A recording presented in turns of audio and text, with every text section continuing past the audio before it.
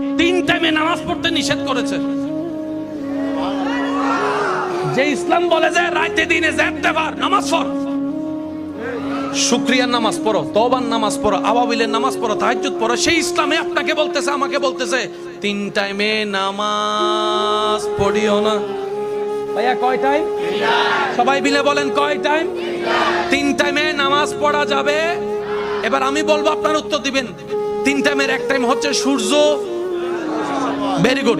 আরেকটা হচ্ছে সূর্য, আরেকটা হচ্ছে সূর্য। ও ইসলাম, তিন টাইমে নামাজ পড়তে নিষেধ করলা কেন? ইসলাম বলে বিজ্ঞান উন্নত হলে সেই দিন বুঝতে পারবা ইসলামটা কেমন ধর্ম। বলেন না সুবহানাল্লাহ। এই তিন টাইম, সেই তিন টাইম, যে তিন টাইমে মাটি নেগেটিভ এনার্জি ধরতে পারে না, সে তিন টাইমে আল্লাহ আমাদেরকে নামাজ পড়তে দেয় না। তিন টাইমে নামাজ পড়তে নিষেধ করেছে।